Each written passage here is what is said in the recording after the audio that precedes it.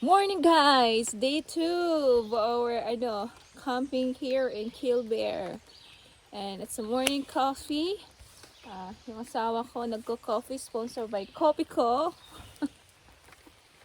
Wala kaming ibang masisilungan dahil maulan po. But it's still good. At least na-experience namin kung paano mag-camping na maulan.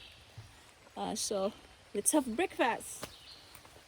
Kakainin ko fruits, yung natira naming tawag nito, watermelon and croissant.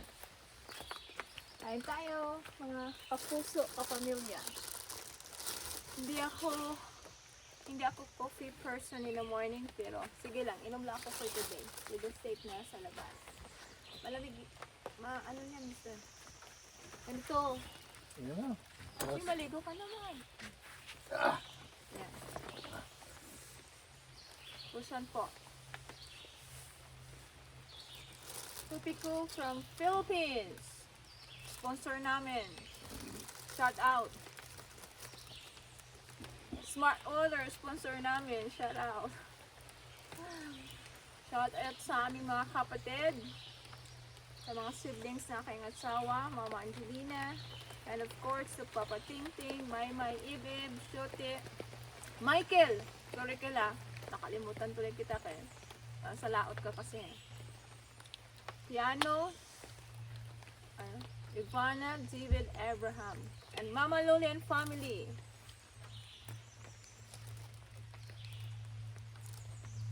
And Pastor John. And NF5 family and GVRC family. Ate Magda, Sister Jane, Sister Flor, Kath, Pastor Joam, ano na to, attendance. Sister Jane, Brother Jude. Huwag nyo namang ilapit, kakaloka ka.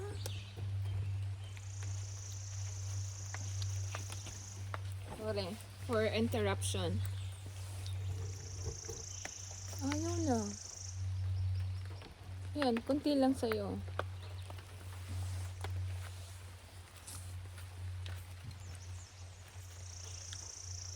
Lahat ng mga taga GBRC. Hi to all. And also, shout out to Darlene, yung nagpalend sa amin ng anong tawag dito? Tent. Camping, yung tent for camping. Thank you, Darlene.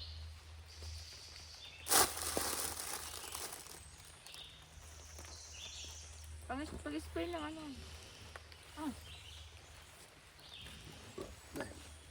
Pag nasa labas kayo, kailangan nyo ng ganito. Ano to? Spray para sa mga insects. Ikaw na mag-spray. So, ganyan yung mag-spray. Ayan. Arms. Ano pa? Yan. Maputi na si Bilano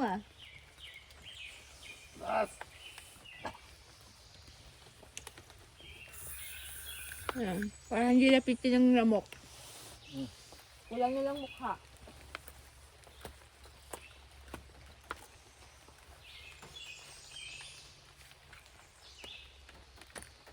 Magpa-sound ko kaya. Kasi mukha lang nilapitan ko. Pa ako hindi kasi nag-spray ako. Pero so far so good naman. Ang reviews ko sa camping site na ito. So far so good. Malinis siya, hindi actually malamok. Ngayon lang medyo may konting lamok dahil maulan. Kagabi, magandang tulog ko. In compare sa unang camping ko way back, baka over 10 years ago na, ang daming lamok doon. Pero dito, kakaiba. Kasi hindi masyadong malamok. Parang you feel talaga at peace at saka parang secured. Maraming din nagka-camping dito. At saka may CR, yung kagandahan. Malinis yung CR nila, malapit lang kami sa CR bandang doon. At saka may kuryente kasi mayroong mga camping site na walang kuryente. Tapos meron nang naka-built-in na for magkaroon ng camping fire. So all you have to do when you guys visit here, just bring woods next time. We're planning to be back here by probably July or August with Ate Elena and Kuya Peter once again. It's gonna be summer, so we're expecting that time it's gonna be a good weather. We will go for swimming for sure. So yeah, hopefully we will be back here in God's time. And of course, I thank the Lord kasi alam ko He was the one who reserved this place for us kasi at the last minute na talaga akong nag-book yung mismong provincial park website ng Ontario. 5 months pala ang booking. So if you're planning to go for camping ahead of time, you have to book. If not, I will be suggesting a website kung saan kayo register na silang magno-notify kung mayroong mag-cancel just like what we did. Nagbayad lang ako ng extra $15. That is like every month $15. Pero kung you wanna cancel the subscription, nothing to worry, you can do that. But it helps a lot, and it was really the reason na successful yung pag-book ko kasi yung nag-book dito nag-cancel, and through the algorithm nag-send sila ng notification sa akin. I think nag-book lang ako probably Tuesday or Wednesday last week, and then after a day or two nag-send yung mismong site, Snurf ang tawag nun. Kaya nakuha ko yung spot. And of course, I was praying na bigyan kami ng Panginoon ng magandang spot. Safe and sound. And maganda kasi itong spot na kuha namin, in compare sa iba, malaki siya. Pwedeng, kasi in one campsite, itong nabuo ko, pwede ng 12 katao. So, kumbaga, as long as kahit ilang tent, as long as 12 katao lang ang pwede. In terms of car, I'm not too sure kung may extra parking kasi ang nasa camping doon sa booking ko, isa lang ang allowed. Pero so far kahapon, yung guest namin, yung bisita namin, nagdala din ng car. Wala namang naging problema.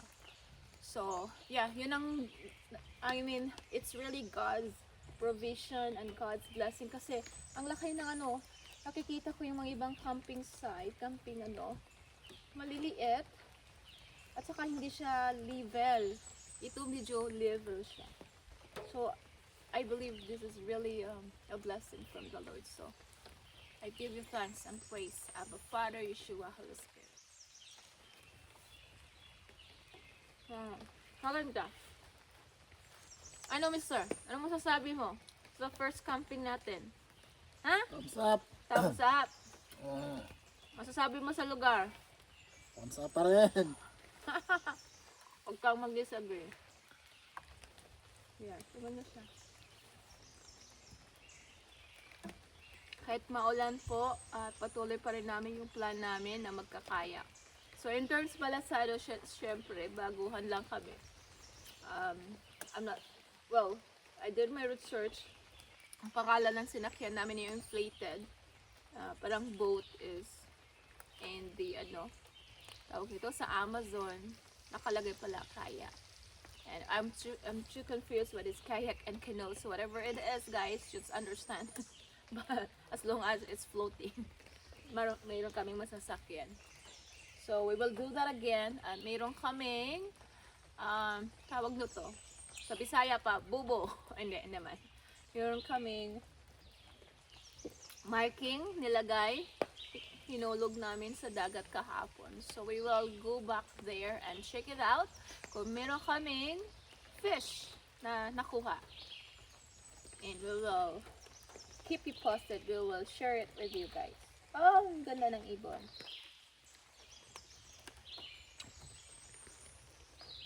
Bless the Lord. Ano mo? Mag-fruits ka. Tubig lang. Push ka muna. Mahihain nung kapartner ko.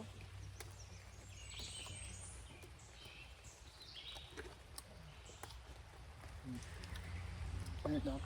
Mainit na. Yeah, yes. Answered prayer. Kasi sabi ko, Lord, I know you're mighty. You're all powerful. Lord, ano mo naman na maging sunny. Kasi, chine-check ko and this is one thing that I need to learn. Pag pupunta ng campsite, talagang be specific. Yung pupuntahan mo, i-check mo specifically yung lugar. Kasi ang chine-check ko lang, nakalagay pala doon. Yung sa Toronto lang na-check ko. And all I thought is, okay na, kabig na po lahat dito. And iba pala.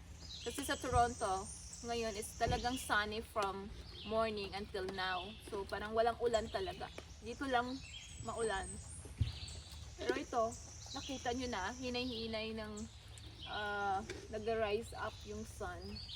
Kaya, wow, magandang experience. Kasi kung hindi namin naranasan yung ulan, hindi namin din alam kung what we will do or paano namin i-deal yung merong ulan na nagka-camping. Kasi yun yung parang challenge for everyone. Kasi gusto natin dry and everything will be smooth. Kaya nangyari kagabi, kasi mga tamad kami, hindi namin hinila ng maayos yung, kasi yung tent, meron siyang cover, pakita ko sa inyo. Nahirapan kaming mag-install ng tent. It took us like probably more than probably like 20 minutes. So yung green, yung mismong tent, yung parang tinutulugan. Pero sa itaas, meron siyang parang tulda, extra na tulda. So, para hindi maulanan. Ang nangyari kagabi, hindi namin hinihila ito ng maayos. Kasi ito, medyo hindi siya fully yung parang mayroong bang butas-butas. Yan, yung butas-butas. Kaya kailangan covered siya para pag uulan. Hindi, sorry, kumakain kasi. Hindi siya papasok yung ulan. So, nakaka-amaze kasi parang nakita mo ito sa Bible days. Yung sa time ng mga yung mga Moses, sila, Abraham, tent lang sila. Imagine nyo, lang sila, wala silang proper na tirahan. Parang nagka-camping lang sila lagi. So, it's a blessing to experience like this. Kasi kagabi or kailan ba yun, napag-usapan namin ng asawa ko na kahit hindi kami mag-ano ng tent sa car lang. At sabi ko no. Insist ko pa rin na mag-tent tayo dahil what's the use of being in a campsite tapos sa car ka lang matutulog kasi gusto niya sa car na lang daw. Para ma-experience natin kung paano matulog sa tent. And I thank the Lord na in-insist namin yan. I pursue it.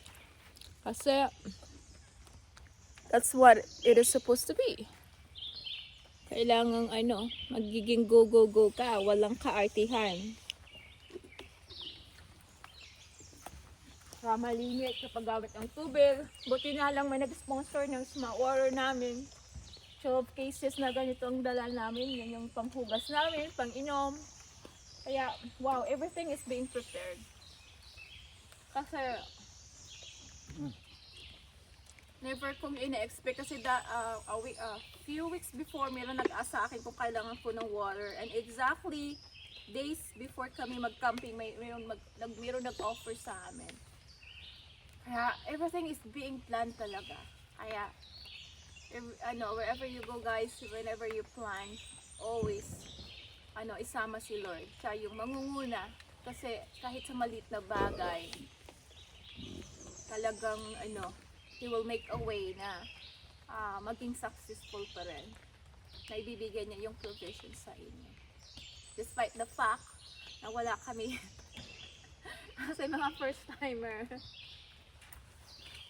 And one thing pala sa mga taga Toronto or any residents dito sa Canada pag magka-camping.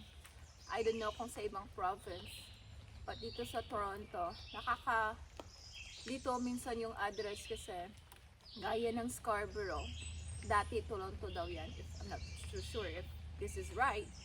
Pero nabago na, parang sineseparate na yung yung area namin naging Scarborough. Pero pag merong mix up pa rin ng address, pag isi-search mo yung mismong apartment namin, instead na 20 Carabab Court, Scarborough, yung iba Toronto pa rin.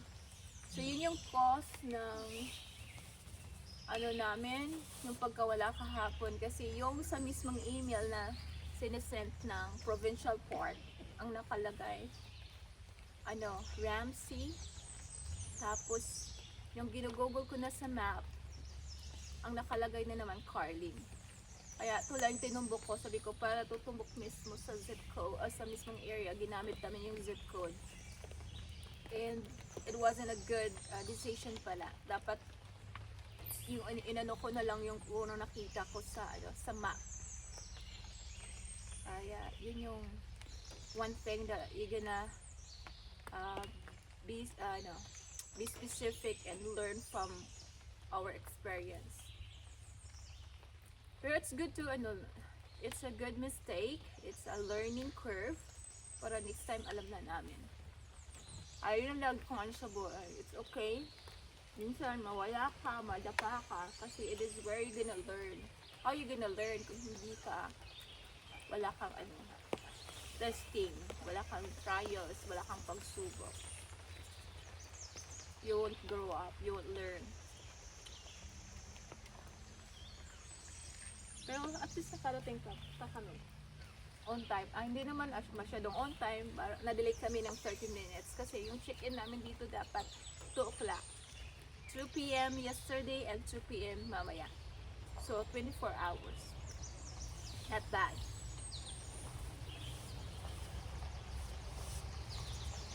Ang ginastos namin dito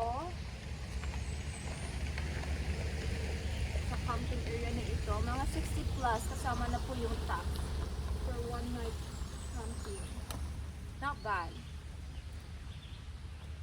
Sold out, worth naman. Maganda yung beach. Malinis yung banda dito na kuha namin. Ano, Mr. Ready ka na? Hindi na. Sige guys, ko muna. Mag-exit muna ako. We will be back soon. Bye-bye.